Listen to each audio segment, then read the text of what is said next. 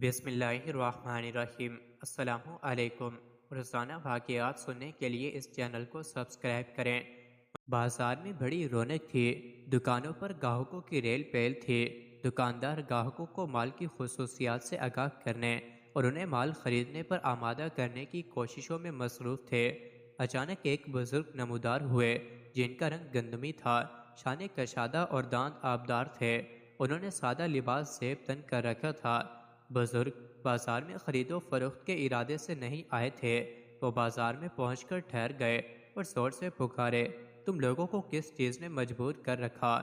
لوگ بزرگ کی جانب متوجہ ہو گئے اور پوچھنے لگے، کس چیز سے؟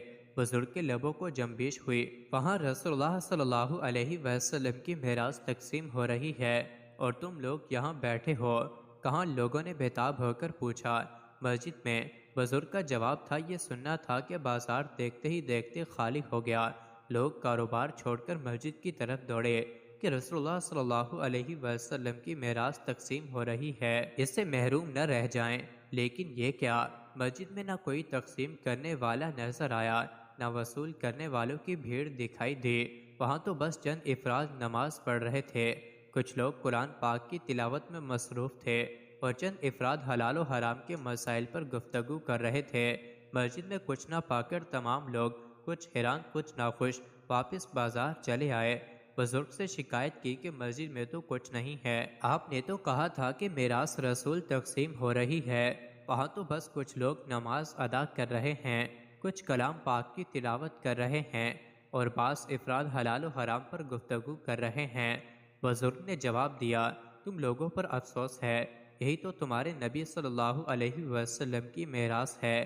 یہ بزرگ تھے عظیم المرتبت صحابی رسول حضرت ابو ہریرہ رضی اللہ عنہ، علم حدیث میں جن کا مرتبہ نہایت بلند ہے۔ اس بات پر سب کا اتفاق ہے کہ آپ تمام صحابہ کرام میں سب سے بڑے حافظ حدیث ہیں۔ آپ نہ صرف خود علم حاصل کرنے کے لیے بے چین رہتے تھے، بلکہ آپ کی ہمیشہ یہ خواہش رہی کہ دوسرے بھی علم دین حاصل کریں۔ اللہ تعالیٰ نے آپ کو علم کی دولت کے ساتھ ساتھ حکمت کی دولت سے بھی نوازا تھا۔ حکمت سے اپنی بات کہنے کا آپ کو جو سلیقہ تھا، اس کا اظہار اس مضمون کی ابتدا میں بیان کیے گئے واقعے سے بخوبی ہو جاتا ہے۔ حضرت ابو ہریرہ رضی اللہ عنہ کا تعلق قبیلہ دوس سے ہے جو یمن میں آباد تھا۔ اسلام لانے سے قبل آپ کا نام عبد شمس تھا، لیکن لوگ آپ کو ابو ہریرہ کہتے تھے۔ یہ نام یوں پڑا کہ کم عمری میں آپ نے ایک بلی پال رکھی تھی۔ رات کو ایک درخت میں جگہ بنا کر اسے سلا دیتے، صبح کو جب بکریاں چرانے کے لیے جاتے تو بلی ساتھ ہو لیتی۔ دن بھر بکریاں چرانے کے علاوہ کمسن عبد شمس بلی کے ساتھ کھیلا کرتے۔ لوگوں نے یہ دیکھ کر انہیں ابو ہریرہ کہنا شروع کر دیا، کیونکہ عربی زبان میں بلی کے لیے ہرا کا لفظ استعمال ہوتا ہے اور بلی کے بچے کو ہریرہ کہتے ہیں۔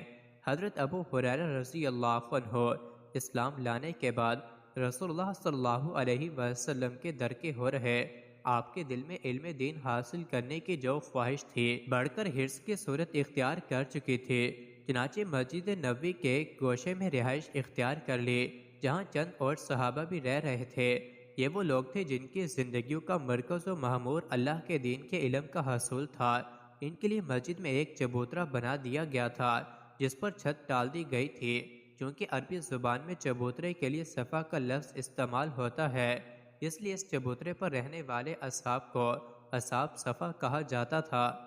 مزید ایسی ہی ویڈیوز کے لیے چینل کو ضرور سبسکرائب کریں۔